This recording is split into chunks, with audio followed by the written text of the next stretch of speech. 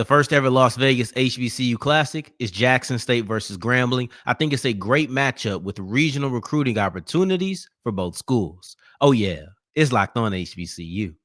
Play my music.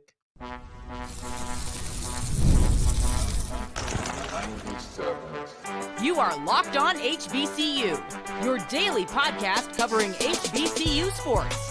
Part of the Locked On Podcast Network, your team every day. What's going on, family? Welcome back to another episode of the Locked On HBCU Podcast, your number one daily one-stop shop for everything HBCU athletics, Monday through Friday, part of the Locked On Podcast Network, your team every day. And I, of course, am Darian Gray, a.k.a. the Mouth of the South, Texas Southern alum and former TSU Herald Sports editor and current contributing writer at USA Today's Saints Wire. Thank you for going on this journey with me. Make a Locked On HBCU your first listen of the day every day. And remember, just because the mic cuts off does not mean that the journey is over. Just means it's time to follow me on Twitter at South Exclusives. Starts with an S and ends with an S. Today's episode is brought to you by Game Time. Download the Game Time app, create an account, and use the code Locked On College to get $20 off your first purchase. Today's episode will wrap up with a look at Michael Vick's latest addition to his Norfolk State coaching staff. In segment 2, speaking of coaches, we have 4 Legacy Bowl coaches who have been announced representing the 4 major HBCU conferences. But we kick this whole thing off, and no, it's not with coaches. Instead, we're going to focus on 2 teams who will be playing in the city of Las Vegas, and that is Grambling and Jackson State. First and foremost, this is the first ever Las Vegas HBCU Classic, which would insinuate that there will be more. That would insinuate that, yes, you do have this game, but they plan on doing at least a second one. I think that regardless of the success rate of this matchup, you'll see 2 and then maybe 3. And I think that's at least a minimum, right? But I expect this to be a very successful turnout for everybody involved, because at the end of the day, I'm not a big business guy, but at the same time, I understand the value of business. I understand the impact of business on decision making. And I think that Grambling versus Jackson State will be a very lucrative opportunity within the HBCU world. I look at both of these fan bases as being extremely passionate. I've been jumped by both of them.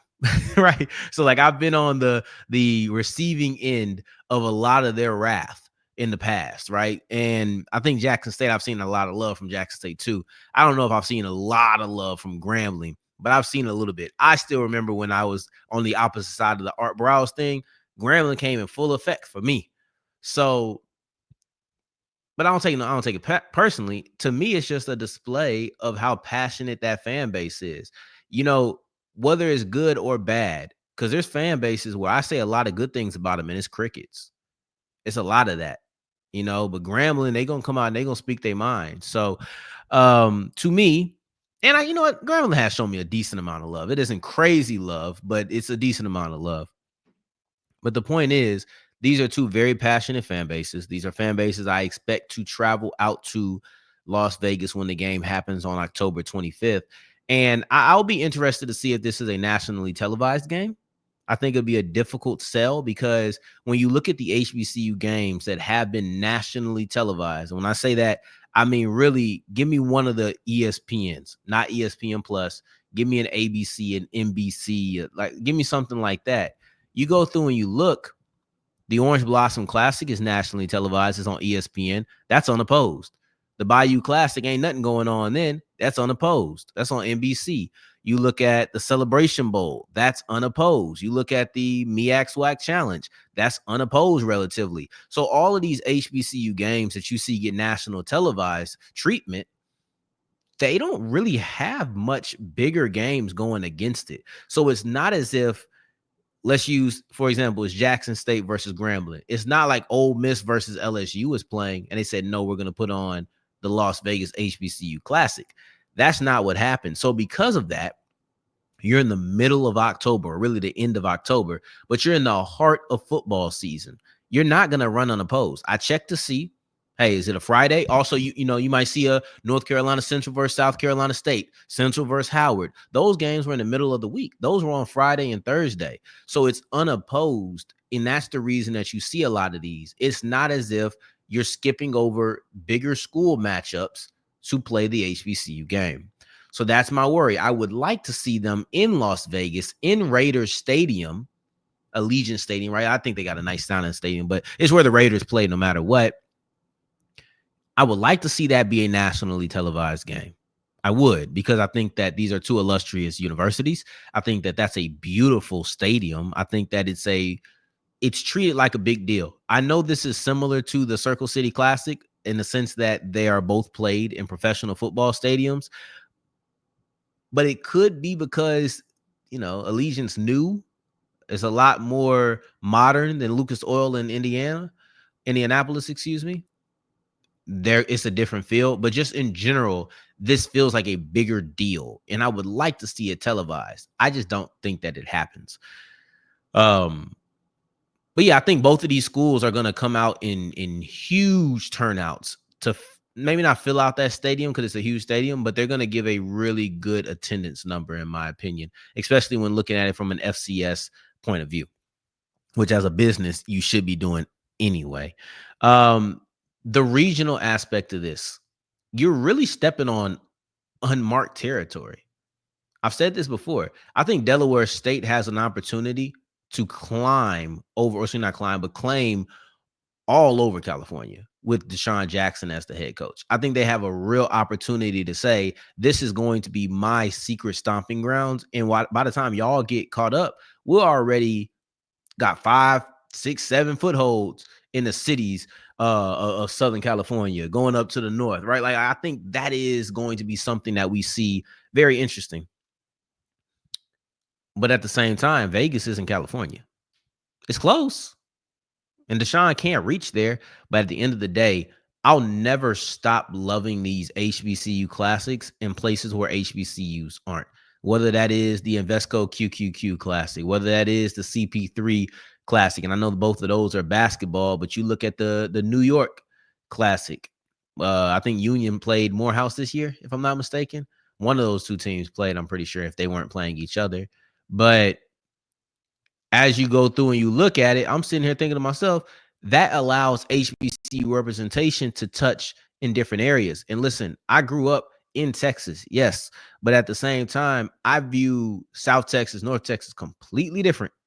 So the idea of HBCUs was known to me, but we had Wiley around the corner. Like, that's not far. But at the end of the day, Texas Southern, PV, those weren't just here. They down the highway, but they not just here. And I think that when I was able to go to TSU, I speak from personal experience, when I was able to go to TSU for a visit, it was able to really give me the opportunity to invest and immerse myself even temporarily in the HBCU culture and know that I wanted more of this on a more consistent basis. I think that these games in places where HBCUs aren't, and they're even way more distant than I was, mine's a 3.5 hour drive, 4 hour drive, and I could do that. But this is in Vegas where they got to go far to get to the closest HBCU.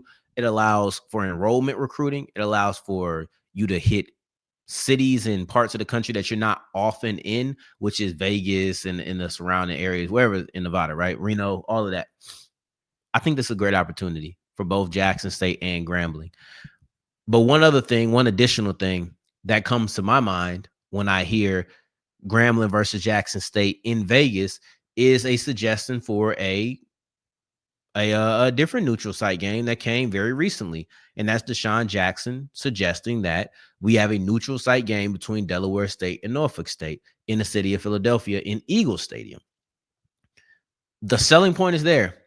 Norfolk State and Michael Vick versus Delaware State and Deshaun Jackson in a city where both of them had very great success, in a stadium where both of them had great success together. I think that Deshaun Jackson's point was great.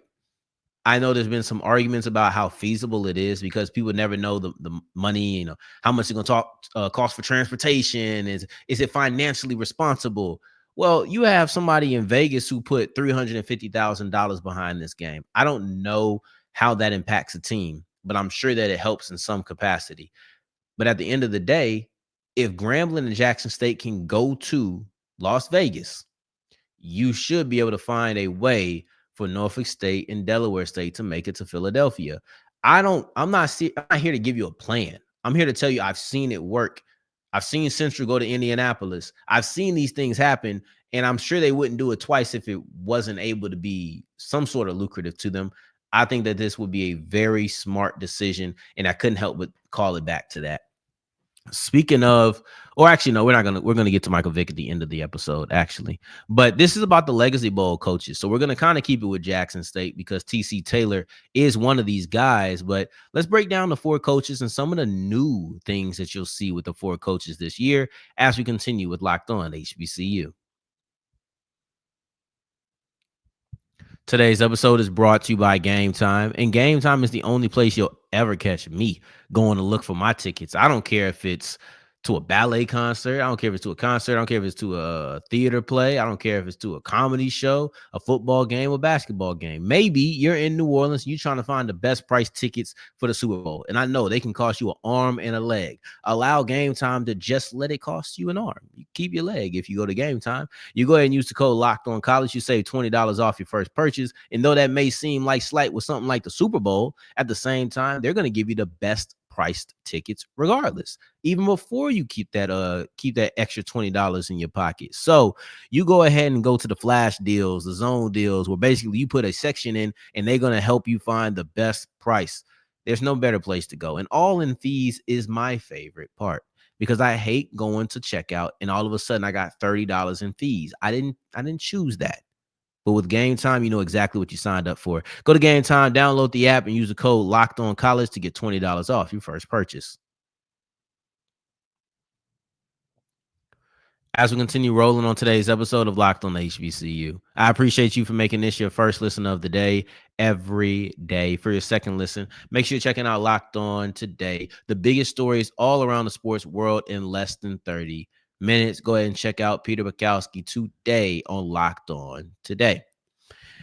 The Legacy Bowl has announced their 4 coaches. You have Chennis Barry, South Carolina State MEAC representative. Then you have Dr. Alvin Parker, who is representing Virginia Union in a CIAA. That is your team Gaither, obviously named after Jake Gaither. And then you have named after Grambling State's Eddie Robinson, Team Robinson, and they'll be represented by TC Taylor of Jackson State, aka the SWAC. And then you also have Sam Shade, who's representing the SIAC. So let's get into some of the trends, some of the things that are different. So this is very similar to last year. Last year, Chennis Barry was representing the SIAC, but he was on the team with the SWAC school, and he wasn't really with the SIAC anymore, right? I think by the time that this happens, I think by the time that Chennis Barry made it to this game, he had already signed his contract with South Carolina State, if I'm not mistaken. So this is the second year in a row that you're looking at the SIAC coach, and he's technically representing that conference because of what he did in the previous season, but he is not going to be representing that conference moving forward. And I think that's kind of interesting. Chennis Barry was with Benedict College. They won the conference championship. He comes here, but by this time he's already with South Carolina State, so we know it's not necessarily the same. But here's a different dynamic with Sam Shade. So you have Sam Shade who's going to Alabama A&M, and he'll be partnered up with TC Taylor. This will give you a very close look, a look at what your rival or what your competitor is like. And I know you're not going to give all of the trade secrets, right? Like TC Taylor isn't in here calling half of Jackson State's playbook. I'm not foolish enough to think that, but I don't know. Maybe there's just something to it of working side by side with somebody who's going to be your competitor, getting a gauge on who that is, being able to know exactly how they operate, how they think. That might have some value. I don't know. But at the end of the day, it is interesting to see that these 2 teams, or these 2 coaches, will be on the same team, only to later go on to become competitors in that upcoming season. That's interesting to me. Another thing that is a trend, or that's more so a trend that's being broken, I should say, is this is the first time that you're actually going to have both of the Celebration Bowl coaches present in this game. throughout every year that the Legacy Bowl has existed, you've never had both head coaches of the previous Celebration Bowl be present. The MEAC has had their guy every single year. The SWAC has never had their guy. You look at when Deion Sanders was here, when Jackson State won back-to-back SWAC championships, they just took the runner-up. That's it. They just took the runner-up. And it wasn't like, okay, well, Deion's not coming, so we're going to send TC Taylor, for example. It wasn't a situation like that. It was Deion's not coming. Jackson State will not be represented in the coaching staff. Instead, we're going to go down. We're going to get Willie Simmons, who was the second best team. And I thought that was a really big sign of respect because technically Willie Simmons was not the second place team in the SWAC that year. It was, I think it might have been Southern. I think it might, or PV. It might have been PV with Eric Dooley, if I'm not mistaken. But they said, no, clearly the best team other than Jackson State was FAMU. I think that's the year that they went to the playoffs. Let's go ahead and put Willie Simmons in here. The next year, then I think it was Eric Dooley. I think the following year was Eric Dooley. I don't know. It's too many years to now. At this point, now it's getting to too many years to count. But I think that's what it was. And then last year, you had Willie Simmons who won, but then he left to take a job at Duke. So there was no head coach to even be here once again. Mind you, Deion Sanders opted out the first year, said, no, I'm good. The second year, he was on his way to Colorado. The next year, you're looking at Willie Simmons, who wins with FAMU. They get over the hump, and he's actually named the head coach because they named the head coaches this time, or that time, I should say, in December. But now when the top of the year rolls around, top of 2024 rolls around, Willie Simmons says, I'm going to Duke. So now what happens? We don't go get the interim head coach. We don't go get James Colsey. Instead, they say we're going to go ahead and pick up Bubba McDowell. And Bubba McDowell was the second place head coach. He was leading Prairie View, who lost to FAMU in the SWAC championship game. So over the last three seasons, you've seen the runner-up or the second best team in the SWAC be represented on the coaching staff. This is the first time that your Celebration Bowl champion, your SWAC champion, is actually going to be represented by the SWAC, and that's TC Taylor. TC Taylor is going to be representing Jackson State and representing his conference alongside Sam Shade. I'll give you one more thing.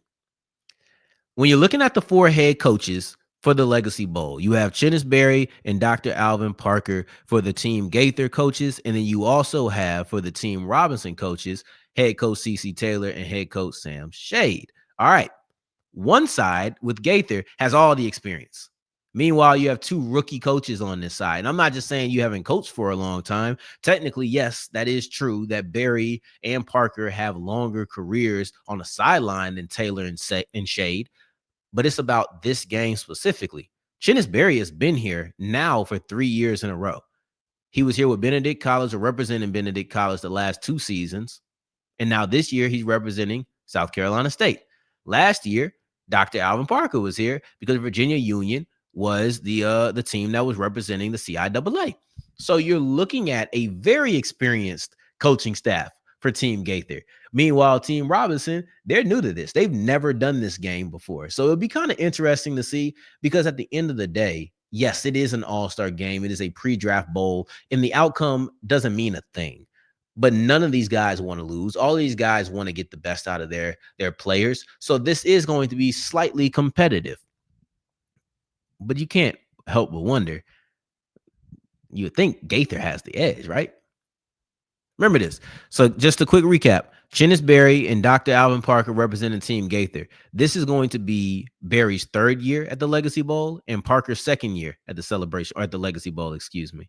Then you have TC Taylor and Sam Shade, who are both making their first appearances for any conference, any team. They're making their first appearance with Team Robinson. So they could have divided this up a little bit. Could have went MEAC with the CI or with the SIAC and then put the SWAC with the CIAA. But no, they went ahead and did the normal team and all of the divisions. But I thought that was a pretty interesting thing to me. Now, as you push forward, I want to look at Tori Woodbury because he is moving on from Howard to join Michael Vick at Norfolk State.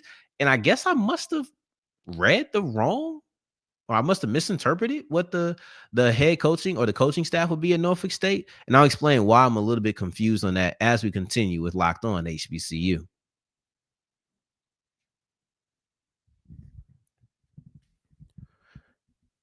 As we're wrapping up today's episode of Locked on HBCU, I appreciate you for making this your first listen of the day every day, making it all the way to segment 3, and I thank you 2 times for that. Thank you. Thank you. It appears that either I misinterpreted the first announcement of the Norfolk State coaching staff, or Michael Vick is already making a tweak to his coaching staff. The reason I say that is because I was pretty sure that they already had a special teams coordinator. But Football Scoop has reported that it's actually going to be Tori Woodbury, who's coming over from Howard. The reason I said this is because, to me, it was Steve Adams. It was Steve Adams, the defensive coordinator from last year. We talked about this because if you go on the Norfolk State, if you go to Norfolk State's athletic page, you go to archive stories, you'll be able to see the list. And Adams is listed as the special teams coach. I made an assumption that I thought was safe, that basically that meant he was the special teams coordinator. And I think I said that on here, that, hey, you have an offensive or you have a defensive coordinator, you have a special team coordinator, but you don't have an offensive coordinator. So that does that mean that Michael Vick's going to call the plays? No, he went and got an offensive coordinator. But still, I did think that was just a little interesting. But now Tori Woodbury is being reported as your special team coordinator. What does this mean? Does this mean that Steve Adams is out the door? Does this mean that Steve Adams is going to be a co-special team coordinator? Is he just going to be a recruiting coordinator, which was his secondary job? He was the special teams coach and a recruiting coordinator. Is that not what he's going to be? I think there's a few ways to look at it. Football Scoop could just have it a little bit off, right? They might be a little bit off with that. Secondly, they could be co-special teams coaches, coordinators, however you want to phrase it.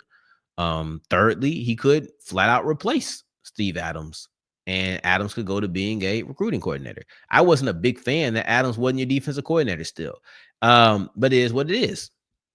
I do kind of feel like if Adams is going to get that job moved from DC to recruiting coordinator only, or even just a part of the special team staff, not even leading that unit, I would have to assume that he's on the way out the door soon by his own volition. Like at this point, you either demoted me. I was running the side of the ball. Now I'm a positional coach or something like that, and a recruiting coordinator. This isn't what I'm trying to do. And I think he had some pretty good turnover with that defense last year. So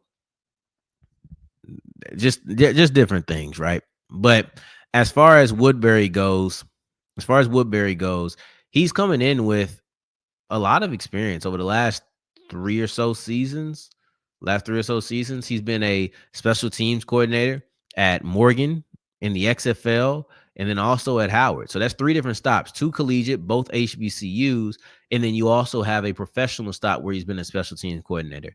That's a lot of experience on different levels, and you know that he's going to come in prepared. One of the things that I said about Vick's coaching staff is that I didn't feel like he had a lot of experience on there. Less experience than I thought he would. Less experience than a coach with no experience would have, in my opinion.